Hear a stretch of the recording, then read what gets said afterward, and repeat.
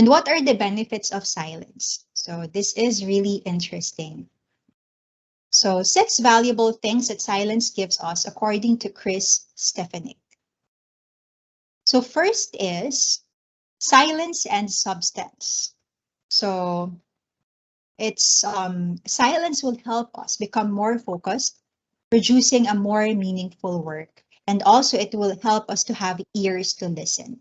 Remember Jesus, in the wilderness, he stayed there for 40 days, and that made him really, really focus with his role, with how to live in obedience to God, with how to surrender everything to God before he started this ministry work. And as a result, his ministry has been very fruitful. And at the same time, it helps us. Silence helps us to listen to others too. Next is silence and wonder. So, what are we taking for granted lately? According to the book, and as we live overlooking our greatest blessings, we become bored because we become boring. And it is true. I agree with what the author says. We're taking silence for granted. Because we get used to noise already.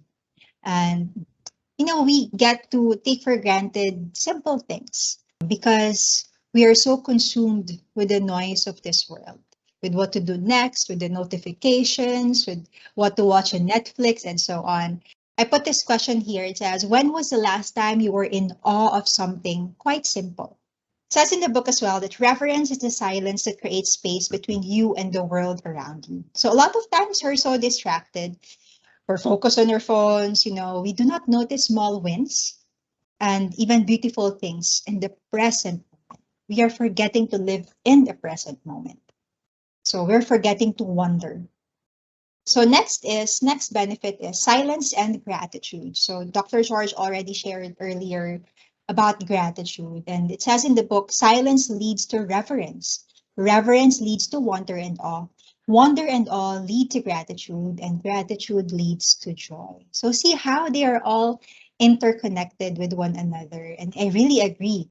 We often see the hashtags blessed or hashtag grateful in social media.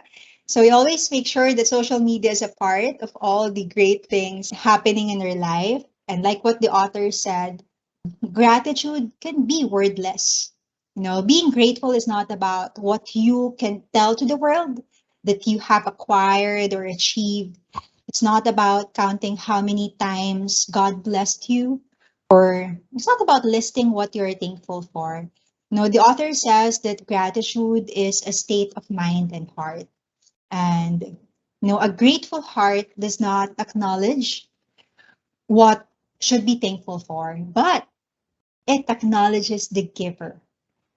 It acknowledges the love of God, who is the giver of everything. And no, I'm not sure if it is possible to achieve this kind of silence or this kind of gratitude if we are not in that kind of state of mind and heart.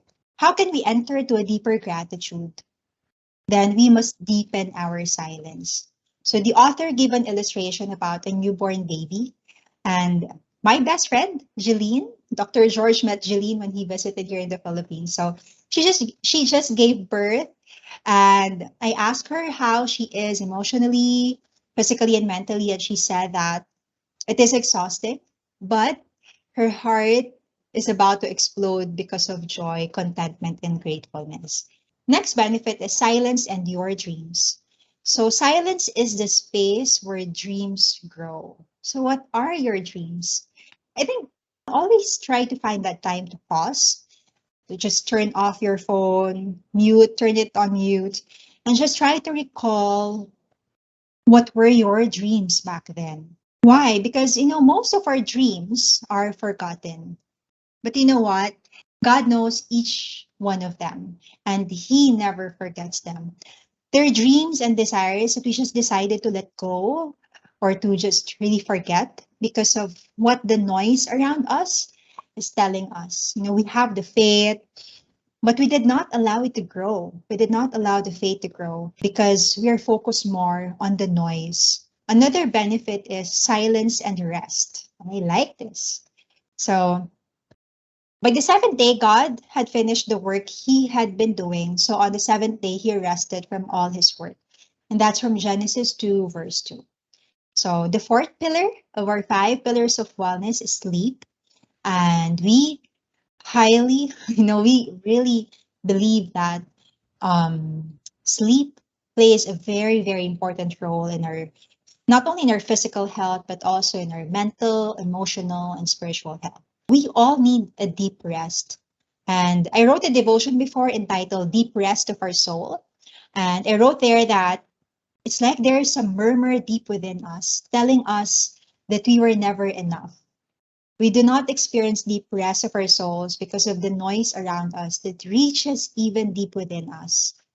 So if you are experiencing that kind of, when you're ready in your bed, you still find it difficult to sleep because you're thinking about the task that I have to do tomorrow, thinking about the chores at home, still a lot of things going on in your head and you feel very restless, then you really need to find time to just to breathe, to meditate and to seek God all the more because the only place where we will be able to find deep rest is through Jesus Christ. And we take a break because there's more to life than just work. Trusting in God, trusting in His character and in His love can give us that rest, that ultimate rest. Last benefit is silence and friendship. So, as I said earlier, in relation to spending quality time, silence creates space where you can really be receptive to another person. And this is what Chris Stefanick said. Because when you are silent, then you have time, you have ears to listen. So when was the last time you listened?